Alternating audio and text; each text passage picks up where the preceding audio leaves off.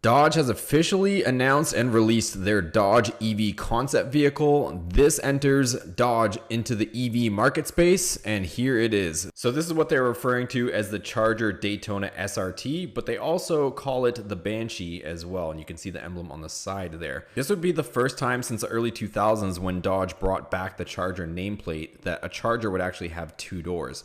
Normally the two-door version was reserved for the Challenger, but as you can see here, this Charger has two doors. And it does have a lot of the similar striking body cues, at least the rear end of that sweeping kind of dovetail of the back of the 1969 Charger, which I think is much appreciated and welcomed. Because it's 1972 for big V8s right now. Tim Kuniskis of Dodge actually goes on to say that he feels that it's like 1972, right before the EPA kind of cracked down on emissions.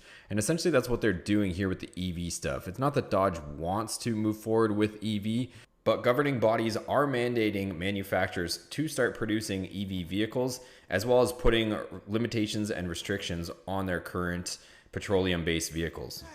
It needed to look like a Dodge, sound like a Dodge, and drive like a Dodge. First, reimagine the most iconic muscle car ever.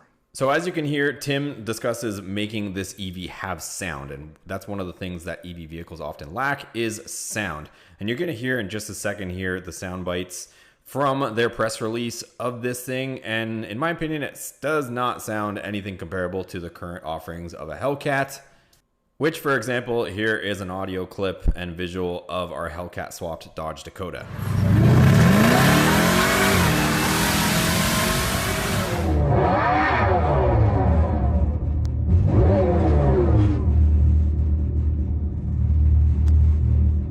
Tell me in the comments down below which one you guys think sound better, but I think the obvious difference and winner is going to be the original Hellcat. This just sounds like a baby cub trying to make some noise.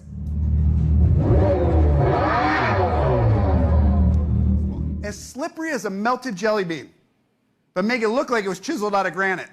Tim goes on to say how they really tried to make this as aerodynamic as possible, but also give it that iconic squared off muscle car, bold edge look, which I think they've accomplished that. And they also said that their goal was to make these newer vehicles 25% more aerodynamic than their current offering and lineup. Package an EV powertrain that will outperform our current V8s? Yes. Even our supercharged V8s.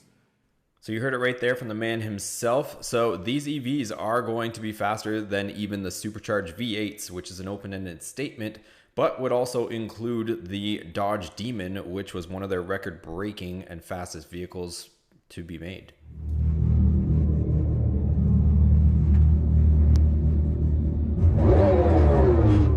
So our engineers designed the new ERUPT system. It is a multi-speed transmission with an electromechanical shifting experience that's pure Dodge. This right here was probably the most impressive part of this whole press conference.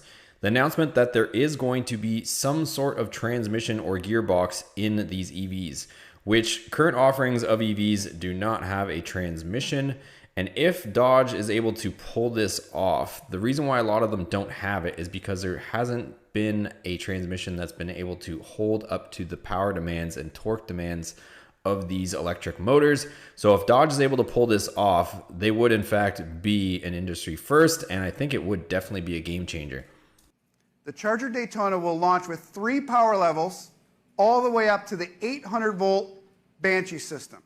So you can see here that he explains that there's 3 different power modes. He then goes on to say that there will be an offering of 9 power levels, which will probably come through their new direct connection where you can upgrade and get different performance enhancements through there. So the vehicle will be all-wheel drive. You can also see here that it'll have different modes: slam mode, drift mode, drag mode, donut mode. So you'll be able to put in different modes to have some different fun with it. But comment down below what you guys think of this EV. Are you guys impressed by it? Are you happy with it? Again, don't be mad at Dodge because they're just complying with newer regulations and something that has to come with this age and time that we're in. But comment down below what you guys think about Dodge and their approach to the new era of American muscle. But if you guys prefer your old-fashioned American muscle, check out our channel. We got a Hellcat swapped Dodge Dakota as well as a Hellcat swapped Ram 1500 that we're completing. And we'll see you guys on the next video.